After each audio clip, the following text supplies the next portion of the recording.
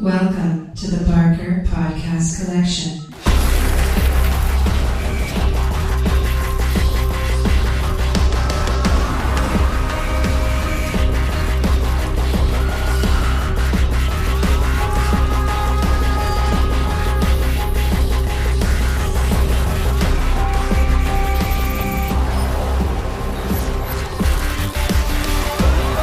Welcome to the Not Watching Podcast. My name's Rob Howard, and this week I'm joined by Marcus Hurley. Just a quick, short episode here.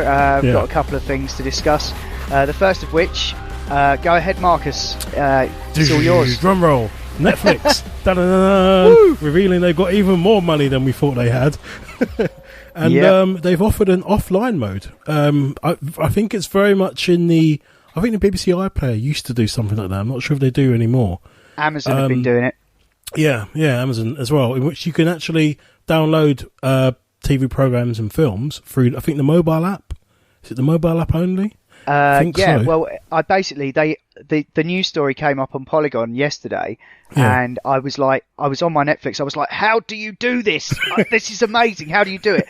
And then I was like, oh, of course, you probably need to update the app. So I updated the app, and the first thing that pops up is download option. So wherever you see the universal download sign icon, you can basically you can just download it to your phone. Yeah.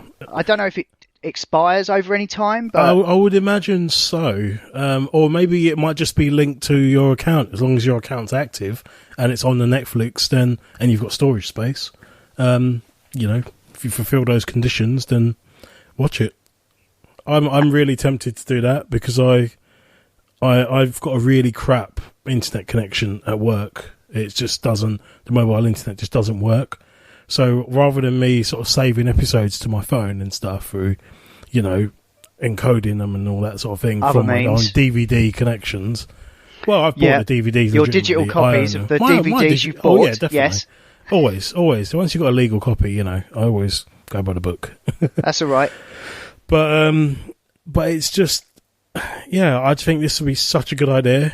And I just think they've basically just said any other tropes that any other video service providers have, we've also adopted them. So have two fingers up.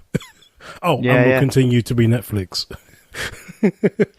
No, it's great. I mean, I've still got a big list on there of things I haven't seen. I've watched most of the kind of top tier things that I'm interested in, but you got Star Trek, all of the Star Trek, all of the Buffy. I've started watching the old original series. Oh my god, nostalgic.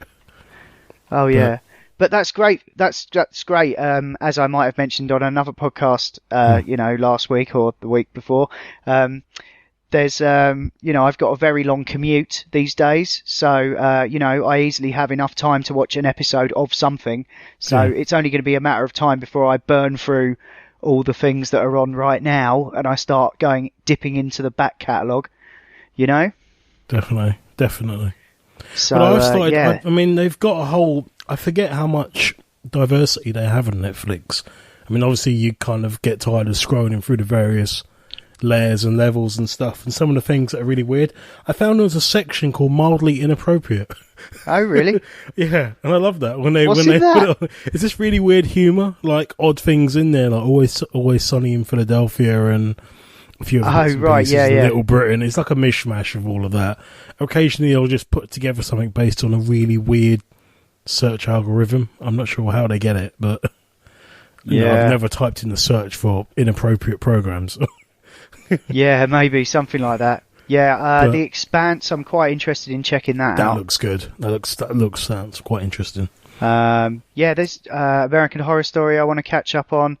There's some great movies on here that I haven't got to yet. I mean, I've even started. I mean, I've literally watched 2 episodes of, because I used to be really into my Japanese anime and stuff way back in the day. Yeah. Hence, I used to draw comics and stuff as well. But yeah, I've started watching 2 episodes of this series that the last time I saw it, me and a friend bought cases of booze and just binge watched like 23 episodes of this half-hour comic cartoon thing. What is it? An entire evening. It's called Gurren Lagann, and I just started watching it. It's completely batshit insane, But the last time I watched it, we just literally started off and then it ended at like 5 a.m. We just like, and then we just passed out, and that was it. It was just so I'm reliving sort of like a bit of youth going on with with video games. I might have mentioned in the previous one, and just the way that I seem to be watching programs as well. So maybe there's hope for me yet. Maybe. I've made it through most of season 3 of The Strain, which is all right. It's okay. I quite like it when they do their little flashback episodes. Kind of gives it a bit of weight. Yeah. I think they've made a better job of making it seem like more of an apocalypse. And yeah, I still like some of the characters. I find the pace of it a little bit slow at times. The kid still winds me up. Yeah.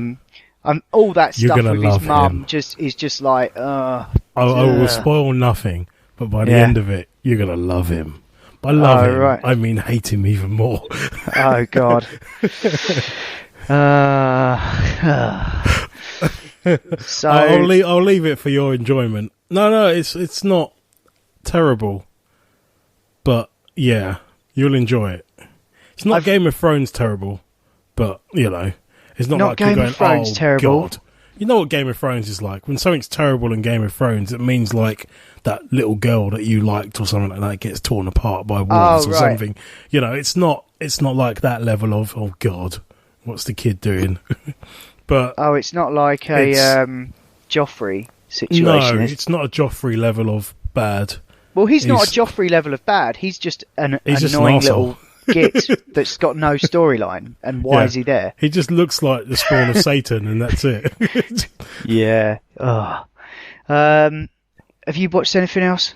Well, God, I tell you what, I've just been watching the naff that's been on TV. I mean, I've started watching Supergirl just to see what that's about. I seem to be like a network bitch. I think that's my role. You are the network bitch, but Ian likes to do a bit of that as well. Between me and Ian, I think we're just funneling the networks along. But yeah, I'm kind of enjoying that. I haven't dipped back into Arrow and Flash or anything like that, so I thought I'd try the other one. What have we been watching? Did you watch the second episode? The Exorcist. I think that's finished now. I think it's like 8 episodes. We did talk about that. God, it's good. Did enjoy it. Yeah. Is it actually finished now? I think it's either finished or it's taken a break. I know American some series are very weird. Because it didn't might finish. Have had Thanksgiving off. A bunch of shows had it didn't finish. So there might even be an episode up now. I've not checked. But yeah, it's holding my interest. It's holding my girlfriend's interest, which is saying a lot because she absolutely loves her horror films, to the point where she watches a horror film and they don't really do anything for her anymore because she's seen so many, and so it's like, and if she's quite riveted by this, I'd say that's pretty high praise. There's 10 episodes in this season. There's one nice. on next week. Yeah, it has had a bit of a break, but there's one on the 9th of December and another one on the week after, and that's the first season done. Oh, brilliant. Yeah. Nice. I've also been watching, I've started series 3 of Star Wars Rebels. Oh, I haven't. I've been stacking those up. Yeah, no, I'm kind of enjoying it. It's typical Disney sort of happy stuff, but yeah. Yeah, Grand Admiral Thrawn. Yes. Yeah, I'm looking forward to that, definitely. I'm going to start on The Exorcist soon. I was going to do Ash versus the Evil Dead next. Yeah, I need to catch up on that because I didn't finish the first series of it. Yeah, I'll smash through that on the train, I reckon, because I'll probably do it in a couple of days because they're quite short episodes. Nice. And there's I'm also going to try and watch season 2 of Humans at some point. That's about halfway through at the moment. I've basically just been stacking them all up because I can't be bothered to watch more than like a couple of shows at once. It gets confusing. I mean, I'm when they all come back. I mean, we've started catching up with God, it was another network show, Sleepy Hollow. What is wrong with me? I just seem to have they're like planes circling to land. They're just constantly in the air, and it's just like, oh God, okay, this one's finished, I can now finish off this series, that series, that series. I'm actually quite happy when they're all done for the year, because then I can get on and watch some like interesting stuff. That stuff just takes up so much fucking time, though, man. It's like I know, ridiculous. but I enjoy it. I love it. But you can't. So you haven't watched Narcos? It's part of my cheesy soul. You haven't watched. I bet you haven't watched Narcos yet. I haven't watched Narcos yet because I don't have time to watch Narcos. Yeah, but it's so good. I know. Yeah, I know. I know. It's like Breaking Bad. I know when I start watching it, I'm not going to stop. So I've just put it off a little bit so that I can do it justice, rather than watch an episode, fall asleep, and then you know, which I did with the first few of Breaking Bad. Have you watched Black Mirror yet? No, not yet. But that's going to be downloaded on my phone. Yeah. It's on Netflix. Now you can watch it on the bus. Yeah. And basically, watch all the Netflix on the commute, Marcus. You'll catch up soon. Oh, definitely. Yeah, watch Narcos on the bus. That's like what you can do now. How cool is that? It's amazing. Insane. I know. I almost wish I was commuting to London again now. Just so I'd have enough time to watch stuff. Yeah, like the next Netflix show that comes out, I'm just going to smash through it in a few days.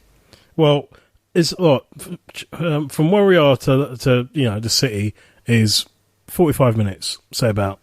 Yeah. 45-minute journey. That's about an average episode. Yeah. So you do an episode there and back, extra for lunch break or whatever, you know.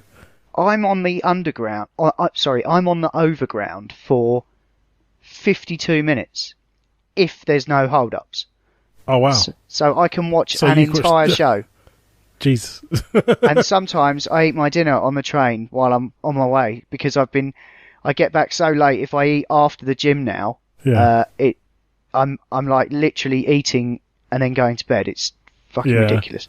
So I'm not doing that anymore. I've had to figure a few things out since my routine changed a bit. But that's not very interesting. Sorry, listeners. No.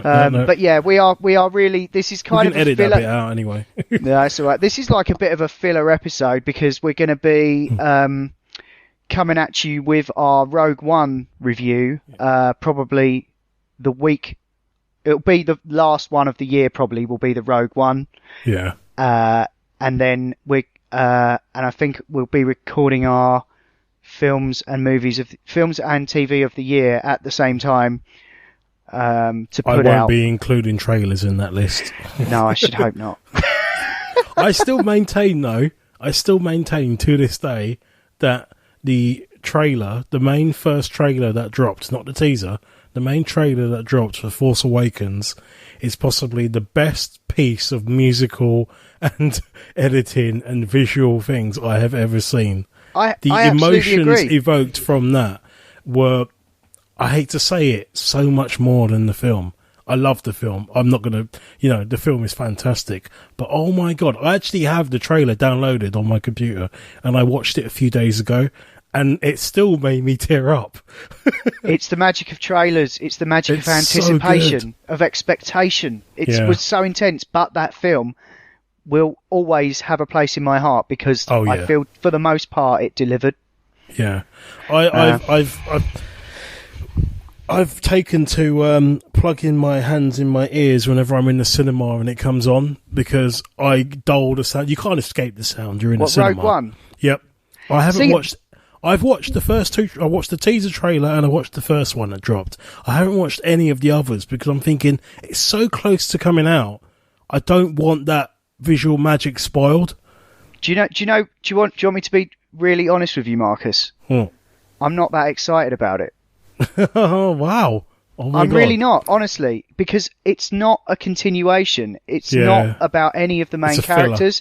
It's a film set in the world of Star Wars, which is great, and I'm sure it will be great. Yeah. But I'm telling you now, if that cracks my top 5, I will pay money that it will not, because it's going to have to be fucking phenomenal, really amazing for it to for it to get past Civil War.